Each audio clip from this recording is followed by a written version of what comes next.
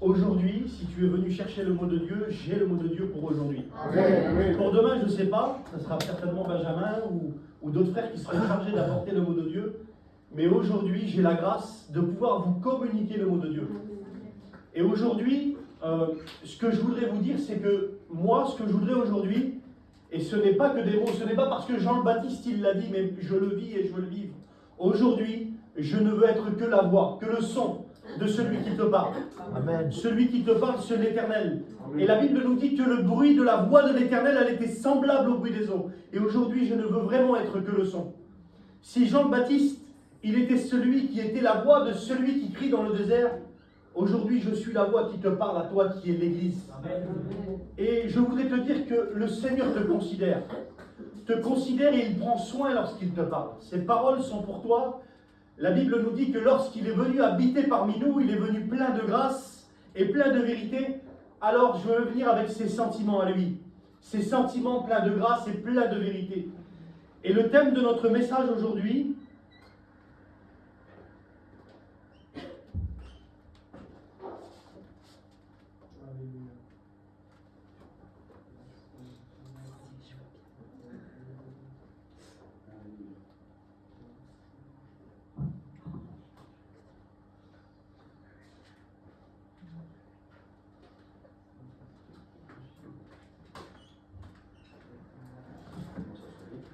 le thème de notre message aujourd'hui, c'est le fleuve de Dieu, le lieu de la révélation qui te rappelle et qui te dit qui tu es.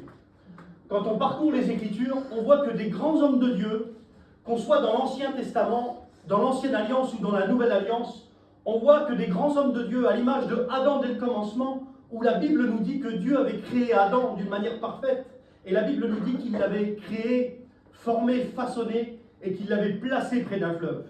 Et quand on parcourt les Écritures, à l'image de Adam, Moïse, Daniel, Ézéchiel, Jérémie, Jean le Baptiste, ou même lorsque Jésus va dire à ses disciples d'avancer à pleine eau, Dieu a toujours pris soin de placer l'homme près d'un fleuve.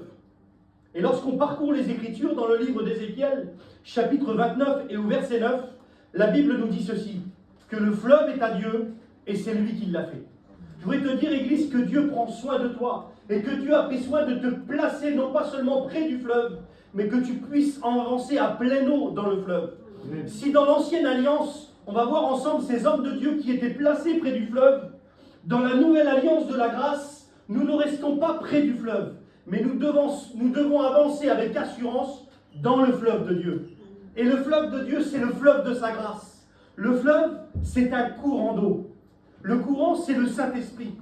Et l'eau, c'est ce que Dieu veut te communiquer, c'est ce que Dieu veut te dire. Comme je t'ai dit tout à l'heure, la voix de Dieu, elle est semblable au bruit des eaux. L'eau est associée à la parole de Dieu. Non pas seulement une parole écrite, un livre écrit par la main des hommes, mais une parole de Dieu révélée, inspirée par la personne du Saint-Esprit. Et c'est pour ça qu'aujourd'hui, je désire et je veux que ton esprit soit allumé pour que tu puisses comprendre ce que Dieu veut te dire. Et alors, lorsque tu plonges, lorsque tu avances avec assurance, alors tu peux avancer par l'aide du Saint-Esprit qui te conduit pour pouvoir avancer à pleine eau. Dans l'Ancienne Alliance, alors on va voir ensemble des hommes de Dieu qui étaient placés près d'un fleuve. On voit à l'image de Adam créé à la perfection. Dieu le créa d'une manière parfaite pour qu'il puisse dominer. Adam n'avait que quelques heures qu'il était déjà appelé à dominer, à régner. Il avait l'autorité pour pouvoir dominer. Malgré sa perfection, lors de la création, Adam a échoué. Mais la bonne nouvelle que j'ai pour toi aujourd'hui, c'est que si Adam a échoué, Christ a vaincu. Amen. Mais Christ a triomphé pour nous. Et si qu'il y a Adam qui était placé près du fleuve, aujourd'hui toi, tu es immergé dans le fleuve, donc tu ne peux pas échouer. Même si cela nous est déjà arrivé de faire des erreurs, j'aime dire cette parole parce que c'est vrai, qu'avec Dieu, je n'échoue jamais, parce que même lorsque j'échoue, j'apprends. Et c'est ça, c'est qu'on a cette facilité de toujours pouvoir apprendre avec l'aide de Dieu. Et si Adam a échoué près du fleuve, je voudrais te dire qu'en Christ, nous triomphons dans le fleuve de la grâce. Tu sais, l'œuvre de la grâce, elle a coûté suffisamment cher à Jésus pour que tu puisses être pleinement équipé pour pouvoir vivre l'Évangile. Quand on parcourt les Écritures, on voit des hommes comme Moïse. Moïse n'avait que quelques heures qu'il a déjà été placé dans le fleuve, protégé pour devenir un jour libérateur. Vous savez, parfois le plan de Dieu, on ne le comprend pas. Si on regarde l'histoire de Moïse, Moïse qui est appelé plus tard à devenir le libérateur de son peuple, voici qu'il n'a que quelques heures qu'il est déjà séparé, mis loin de ses parents et qu'il est placé entre les mains des Égyptiens. Mais le plan de Dieu, c'était qu'il puisse être entre les mains des Égyptiens pour devenir le libérateur de son peuple. Amen. Et aujourd'hui, la bonne nouvelle que j'ai pour toi, c'est que parfois Dieu ne nous demande pas toujours de comprendre son plan, mais de lui faire confiance. C'est pour cela, peu importe si parfois tu ne comprends pas les situations par lesquelles tu passes, tu as fait le choix de faire confiance à Dieu. Quand on parcourt les Écritures, on voit que des hommes aussi comme Daniel, la Bible nous dit qu'il était placé près du fleuve d'Hidékel, et c'était l'endroit où il recevait de grandes révélations. Daniel, c'était un jeune homme, il était jeune, mais c'était quelqu'un qui était éclairé. La lumière de son esprit était allumée, et il comprenait ce que Dieu voulait lui faire comprendre, et il pouvait le faire révéler aussi, même des années plus tard, où des grands hommes de Dieu se sont servis de la vision pour nous faire comprendre de laquelle manière Dieu voulait fonctionner en ce qui concerne les plans de milliers de générations. Daniel était éclairé, il était intelligent. C'était pas seulement une intelligence intellectuelle, mais il avait cette intelligence spirituelle pour comprendre la volonté de Dieu. Et Église, aujourd'hui, j'ai une bonne nouvelle pour toi. Parce que tu es immergé dans la grâce, parce qu'aujourd'hui tu es l'habitation du Saint-Esprit, alors Dieu veut que cette lumière soit allumée dans ton esprit pour que tu puisses comprendre la volonté de Dieu. Et si Daniel était éclairé, il était intelligent, la Bible nous dit qu'il avait une sagesse. Et ce n'était pas n'importe quelle sagesse. Cette sagesse, elle reflétait celle de Dieu. Imagine, réalise qu'à ce moment-là, je ne te parle pas d'une sagesse charnelle, mais une sagesse qui vient d'en haut. Et Daniel, il était vraiment équipé de cette sagesse. Mais la bonne nouvelle que j'ai pour toi, Église, c'est que si tu acceptes d'être pleinement inspiré par la personne du Saint-Esprit, tu es équipé de cette sagesse. Un homme de Dieu a dit un jour que la sagesse, c'est la capacité de manifester la connaissance de Dieu. Lorsque tu es équipé de cette sagesse, alors tu comprends la volonté de Dieu. Tu la comprends et Dieu t'équipe non pas seulement pour la comprendre, mais pour pouvoir la vivre. Et on voit que cet homme, Daniel, lui, il avait la capacité de pouvoir résoudre des énigmes et il donnait la réponse à ceux qui ne la comprenaient pas. Alors maintenant qu'on a compris qu'est-ce que la sagesse, ce qui est merveilleux, c'est que dans la grâce, nous pouvons puiser dans cette sagesse et elle ouvre les secrets du ciel pour enrichir la terre. Ce qui veut dire que lorsque tu es limité dans tes capacités humaines, Dieu, lui, il est en capacité de pouvoir déverser en toi cette sagesse. Cette sagesse, Église, elle est déjà en toi. Mais par l'aide du Saint-Esprit, la lumière de ton esprit, elle est allumée et tu es en capacité de pouvoir la manifester. Quand on parcourt les Écritures, on voit aussi des hommes comme Ézéchiel. Moi, le message que je vous partage aujourd'hui, c'est un message qui m'a poursuivi au long de ma vie, au long de mon appel. Aujourd'hui, on a écouté Benjamin, inspiré par le Saint-Esprit, qui parlait d'une personne qui a été appelée à une fonction, à quelque chose. La bonne nouvelle que j'ai pour toi aujourd'hui, c'est que dans l'appel dans lequel tu es appelé, cela ne vient pas de tes capacités. C'est la capacité que Dieu dépose en toi. Et lorsqu'on parcourt les Écritures, on voit un homme comme Ézéchiel qui veut dire fortifié par Dieu. Son nom veut dire Dieu fortifie ou fortifié par Dieu. La bonne nouvelle que j'ai pour toi, c'est que si tu désires entrer dans ton appel, cela ne dépend pas de tes capacités, mais de la capacité que Dieu dépose en toi. Amen. Et lorsqu'on parcourt les Écritures, on voit cet homme Ézéchiel. On voit cet homme Ézéchiel, alléluia. On voit cet homme Ézéchiel, il est placé près du fleuve de Kébar. Kébar veut dire lointain, veut dire profond, alléluia. Et lorsqu'on lit l'histoire de Ézéchiel, la Bible nous dit qu'il était fils du sacrificateur Buzi. Et parfois, on a du mal à imaginer, à comprendre le plan de Dieu pour nous. Si on regarde avec notre propre imagination, notre propre compréhension des choses, on comprendrait que Ézéchiel, il était là pour travailler dans le temple. Si on comprend l'histoire de l'Ancienne Alliance, lorsqu'on était fils de sacrificateur, alors on devait devenir sacrificateur. Dieu déposait en nous cette capacité de pouvoir devenir sacrificateur. Mais voici que le plan de Dieu pour Ézéchiel était autrement. Il n'était pas fait pour être sacrificateur. Il était fait pour devenir prophète. Amen. Dieu l'établissait à un appel particulier. Et ce qui est merveilleux, c'est que le jour où il va recevoir cet appel, le jour où il va comprendre et recevoir cet appel, la Bible nous dit que c'était la 30e année. À l'âge de 30 ans, Dieu lui parle à un moment précis dans sa vie et lui dit, voici Ézéchiel, je te parle. Et la Bible nous dit qu'il était près du fleuve de Kébar. Kébar veut dire lointain, veut dire profond. Je voudrais te dire que si tu te laisses conduire par le Saint-Esprit, alors il va t'emmener dans les profondeurs de ton appel. Et si tu te laisses conduire, alors tu vas pouvoir vivre ce que Ézéchiel vivait. Et ce qui est merveilleux, c'est que si Ézéchiel, au moment où il va recevoir son appel, il va se retrouver près du fleuve, près du courant du Saint-Esprit, près de l'eau de ce que Dieu voulait lui dire. Ézéchiel, il a une faveur particulière. Et cette faveur, Église, tu l'as. Amen. Si on voit ces grands hommes de Dieu qui étaient près d'un fleuve et qui restaient au bord du fleuve, dans le livre d'Ézéchiel, chapitre 47, on voit que Ézéchiel ne reste pas au bord du fleuve. Il a cette grâce de pouvoir avancer dans le fleuve. Mais ce que j'aime dans ce passage, ce n'est pas le fait qu'il a de l'eau jusqu'à ses chevilles, où on pourrait dire que tu dois marcher d'une manière digne de l'évangile, seulement de l'eau jusqu'à ses genoux pour nous démontrer la prière, au niveau de la ceinture où il avait de l'eau pour nous démontrer la vérité. Mais je veux te dire que dans cette révélation, Dieu veut t'amener beaucoup plus loin. Si Ézéchiel, dans l'ancienne alliance, n'avait là pas la capacité de pouvoir aller plus loin, l'Éternel lui-même a été obligé de le ramener au bord. Mais ça, c'est dans la dimension de l'ancienne alliance. Et si je fais la différence entre l'ancienne alliance et la nouvelle alliance, c'est pour que tu puisses comprendre que toi, Église, toi, enfant de Dieu, toi, fille de Dieu qui m'écoute aujourd'hui, tu es dans la capacité de pouvoir avancer à pleine eau. Tu ne dois pas te retenir. Cette parole aujourd'hui ne vient pas de moi, elle vient de Dieu. Et c'est Jésus lui-même qui va dire ces paroles, il va dire à ses disciples, et il te dit à toi aujourd'hui, Église, avance à pleine eau. Ne te retiens pas. Laisse-toi conduire par le Saint-Esprit. Tu dois t'abandonner, tu dois te laisser conduire. Je me souviens, moi, au cours où j'ai commencé à écouter ce que Dieu me disait lorsqu'il m'appelait à prêcher sa parole. Je ne comprenais pas, je n'étais pas dans la capacité de pouvoir le vivre. Mais parce qu'un jour, je me suis laissé conduire, inspiré par le Saint-Esprit. Je vous le dis franchement, si au début, on aurait regardé mon foyer, il y avait des valeurs, il y avait des bonnes choses. Mais aujourd'hui, si on aurait misé, on n'aurait peut-être pas misé sur moi.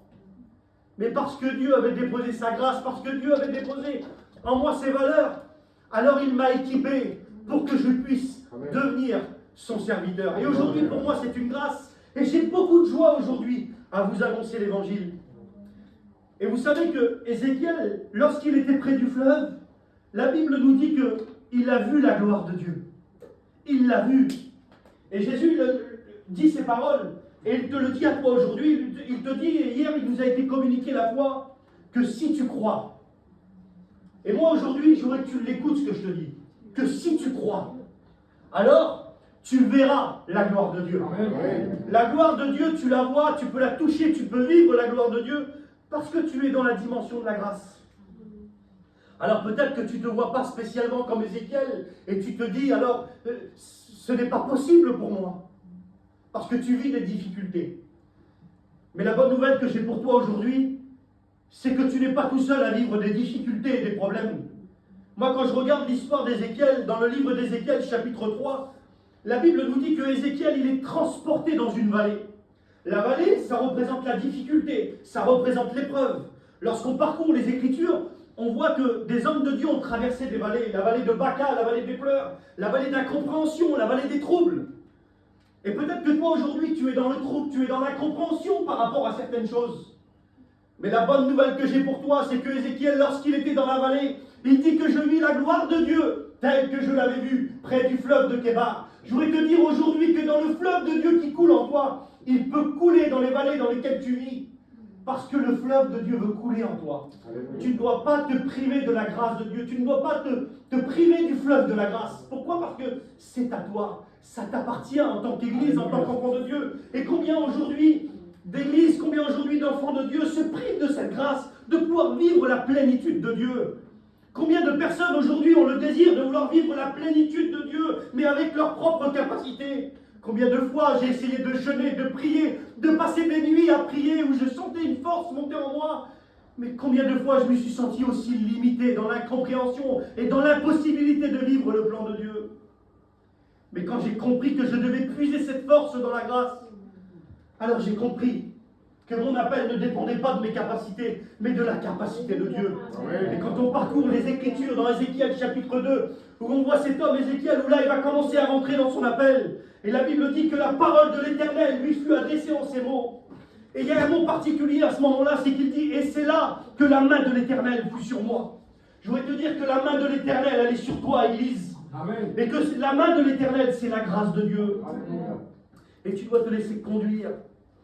Et j'aime ce passage, c'est parce qu'à ce moment-là, la parole de l'Éternel lui fut adressée. Et les Écritures nous rappellent clairement qu'il dit, mais je ne pouvais pas tenir sur mes pieds. Écoute, cette parole te concerne. Il dit, je ne pouvais pas tenir sur mes pieds. Il ne pouvait pas tenir sur ses pieds pour pouvoir entrer dans son appel. Et voici que la parole de l'Éternel lui fut adressée.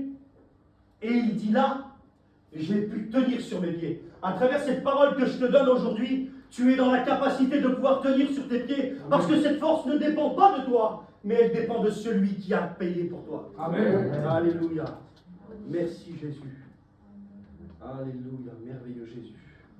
Maintenant qu'on a vu ensemble que dans l'ancienne alliance, on avait la possibilité de nous retrouver près du fleuve et que dans la dimension de la grâce, on peut avancer à pleine eau dans le fleuve.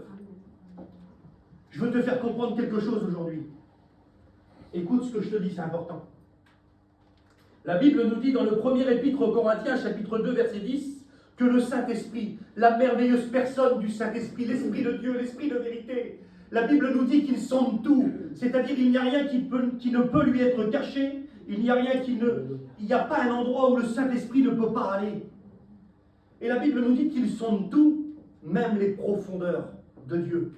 Ce qui veut dire que le Saint-Esprit lui-même est dans la capacité d'aller dans les profondeurs de Dieu. Et moi je crois quelque chose. Je crois que les profondeurs de Dieu, c'est le cœur de Dieu. Et le cœur de Dieu, il a un nom. Et pour moi, le cœur de Dieu, c'est Jésus. Alors je m'explique pourquoi. Je ne devrais pas m'expliquer, on comprend que le cœur de Dieu, c'est Jésus lui-même. Si un homme comme David, la descendance de Jésus, a dit, voici, j'ai trouvé un homme selon mon cœur, et que des milliers d'années plus tard, on voit que c'est Jésus. Jésus est le cœur de Dieu lui-même. Et à ce moment-là, on voit qu'on est dans la capacité, par l'aide du Saint-Esprit, d'aller dans les profondeurs de Dieu. Et c'est ça que je voudrais te faire comprendre aujourd'hui. C'est que le Saint-Esprit veut t'amener dans ces profondeurs. Le cœur de Dieu, écoute ce que je te dis, Église. Le cœur de Dieu, le Dieu tout-puissant, le Dieu tout-suffisant, le Dieu saint, le Dieu pur, le Dieu vrai.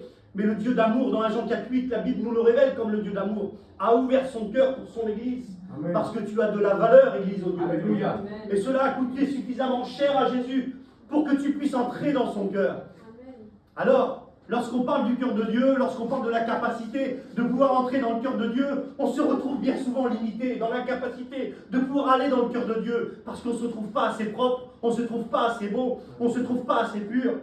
Mais je voudrais te dire que les mains percées de Jésus ont coûté cher à Jésus pour que tu puisses être déclaré pur, être déclaré saint, aussi pur que Jésus est pur, aussi saint que Jésus est saint. Et ça dépasse l'imagination humaine. Amen. Mais ça a coûté cher à Jésus pour que tu puisses le vivre. Alléluia. Alors lorsque tu avances à pleine eau dans le fleuve de la grâce et que tu as compris que plus rien ne peut t'arrêter d'entrer dans le cœur de Dieu, alors à ce moment-là, tu rentres dans ton identité en Christ.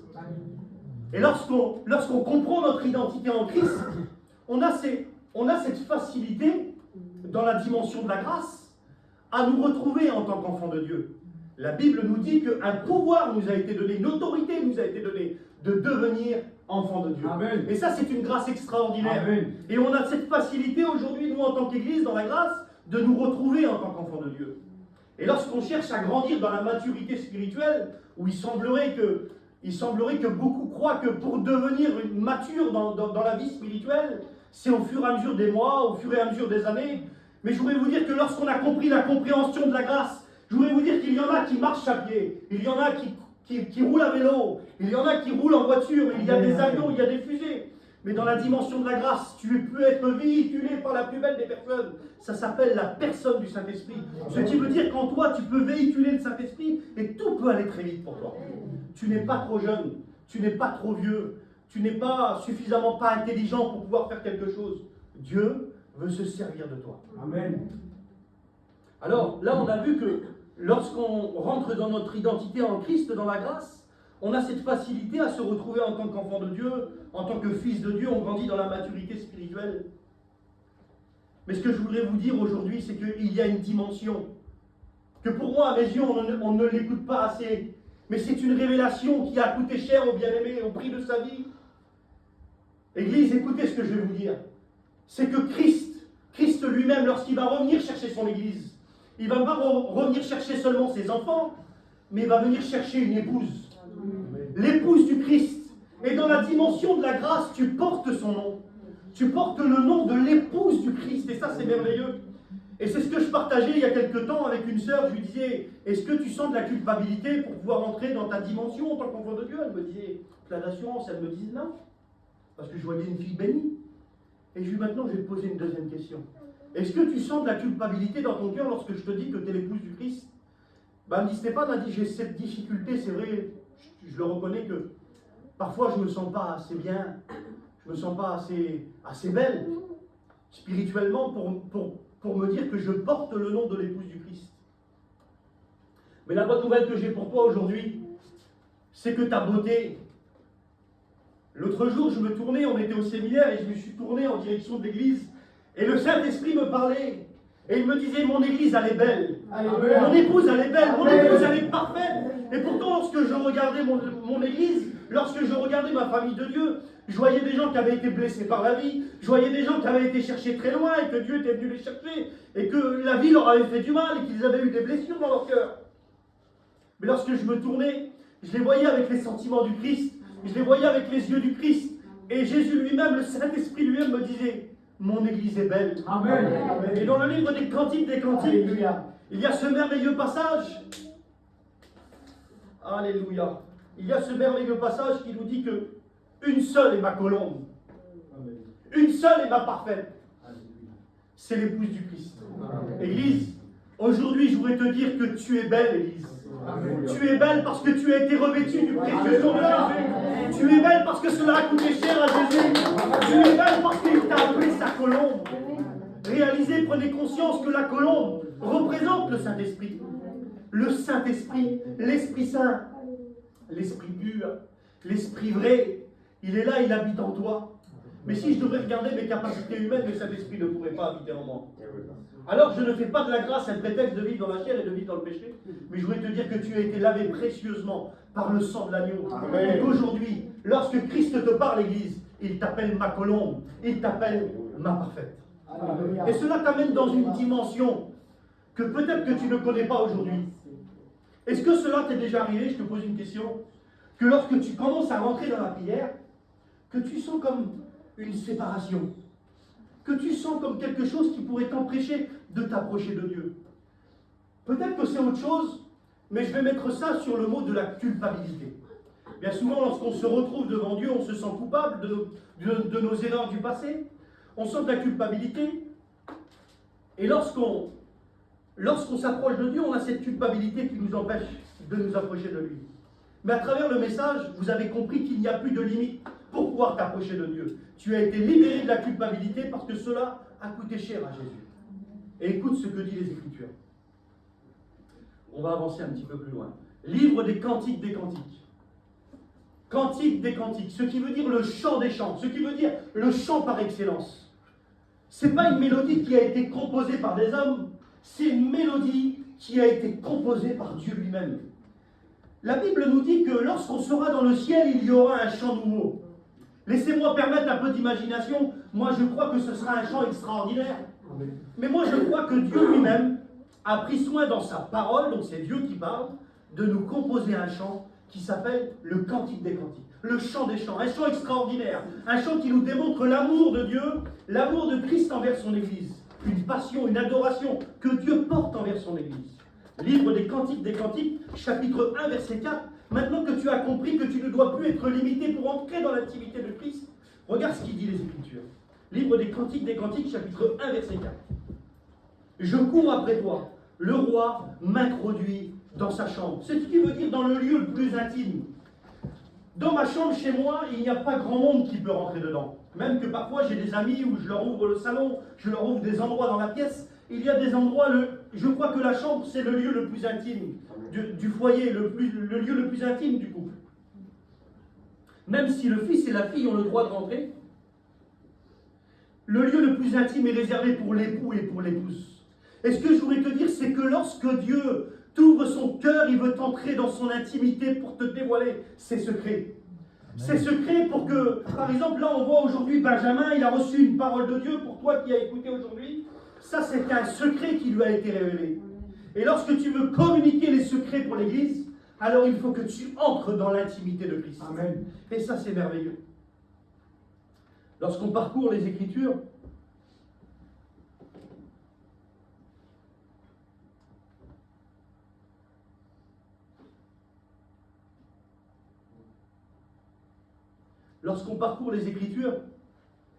on voit que dans le livre des Cantiques,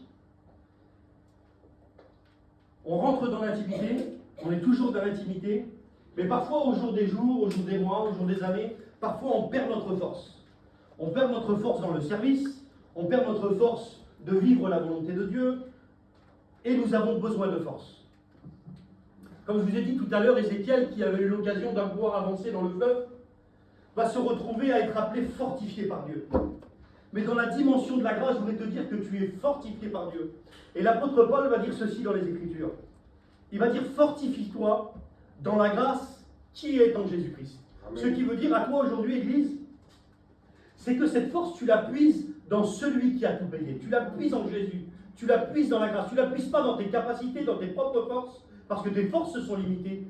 Tu la puises dans la grâce. Et j'aime ce passage des Écritures qui nous dit dans le livre des Cantiques, chapitre 2, verset 3, il dit, comme un pommier au milieu des arbres de la forêt, il dit, tel est mon bien-aimé.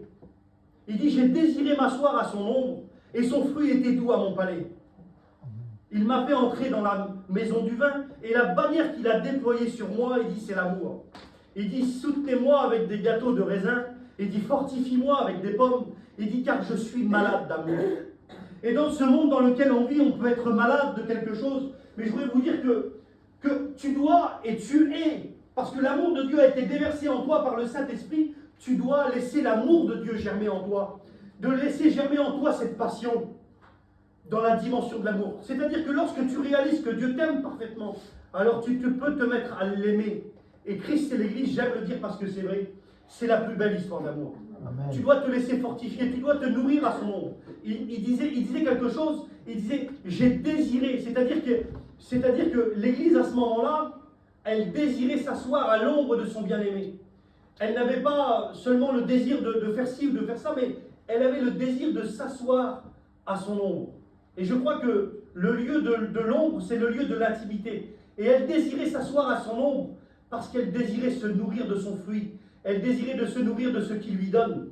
Et le fruit à ce moment-là nous représente vraiment l'œuvre de ce que Jésus a payé, l'œuvre de sa grâce. Lorsque tu réalises et que tu considères l'amour de Dieu apporté pour nous, alors tu te mets en retour à l'aimer. Et là, alors, tu découvres vraiment la dimension de l'épouse. Et aujourd'hui, ce que je voudrais que tu comprennes, c'est que tu es fortifié, que tu es belle vraiment par le prix payé. Et j'aime ce passage des Écritures. Je vais arrêter avec les notes parce que ça m'embête. J'aime ce passage des Écritures. On a parlé que l'Église était belle, que l'Église était parfaite, qu'elle était fortifiée vraiment en Jésus. Et si tu as encore du mal à comprendre ça, alors je vais pouvoir aller un peu plus loin pour te le faire comprendre. Là, on parle de l'Église. Là, on parle de la dimension de l'épouse. Et voici que la tsunami qui représente l'Église, à ce moment-là, elle va dire ces paroles, elle va dire, moi je suis noire, mais je suis belle. Elle dit, si je suis belle, elle dit, c'est le soleil qui m'a brûlé. D'autres versions vont dire, qui m'a bruni, en deux mots, qui m'a fait bronzer. Et vous savez, on n'a pas besoin de faire un cours de théologie, de comprendre que lorsqu'on a les regards du soleil sur nous, alors ça déclenche du bronzage sur nous, vous comprenez? Et puis, là, à ce moment-là, c'est un grand mystère qu'elle nous révèle. Je voudrais vous dire que derrière chaque verset des Écritures, parfois, il se déclenche un grand trésor. Et là, à ce moment-là, elle nous découvre un grand trésor. Elle dit, je suis noire, mais elle dit, je suis belle. Et elle dit, si je suis belle, donc là, c'est l'Église. Et je voudrais que tu comprennes ces mots-là. Tu dis, je suis belle, donc tu acceptes de te regarder dans le miroir des Écritures et de dire je suis belle, je suis l'épouse du Christ, parce que Jésus a payé pour moi. Et à ce moment-là, lorsqu'elle dit je suis belle, elle explique pourquoi. Elle explique comment elle est devenue belle. Elle dit c'est le soleil, Alléluia. c'est le soleil, alléluia. C'est le soleil qui m'a brûlé. Et quand on parcourt les Écritures dans le livre de Malachie, chapitre 3, verset 17, la Bible nous démontre le Christ d'une manière extraordinaire. Elle nous démontre le Christ comme le soleil de justice. Et lorsque l'Église, à ce moment-là, elle tourne ses regards vers le bien-aimé, j'aime ce texte des Écritures qui nous dit que lorsque je tourne mes regards vers lui, alors je suis rayonnant de joie. Et la joie de ton salut, la joie de ta bénédiction, c'est lorsque tu tournes les regards vers lui et que tu comprends ta beauté dans la dimension à laquelle tu es appelé. Amen. Alors aujourd'hui, ce que je voudrais, c'est que ce message aujourd'hui, peut-être qu'aujourd'hui, on ne va pas avoir une explosion. Je ne sais pas de quelle manière ça va se dérouler maintenant, mais je vais laisser faire le Saint-Esprit. Amen. Ce que je voudrais que tu comprennes aujourd'hui, c'est que ce message, Église, ce message à partir de maintenant est gravé dans ton cœur. Tu ne pourras plus jamais l'oublier. Il est gravé, il est imprégné dans ton cœur et tu comprends qu'aujourd'hui tu as appelé son Église sa parfaite. Et que lorsque l'ennemi cherchera à venir t'accuser, t'accabler, te dire que tu es incapable et que tu ne peux pas, tu lui rappelleras les mains percées de Jésus. Amen. Et sur ces paroles, Alléluia. je veux prier le Seigneur. Je ne veux pas aller plus loin. Amen. Amen. Père, merci. Merci pour le message que tu as déposé en moi. Merci pour le message de l'Évangile.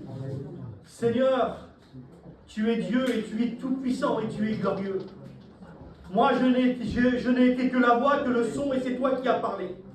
Maintenant, Saint-Esprit, c'est toi qui convaincs, c'est toi qui agis dans les cœurs et c'est toi qui agis dans les vies. Et que l'Église puisse prendre position à laquelle elle est appelée. Dans le nom précieux de Jésus, celui qui a tout payé. Amen.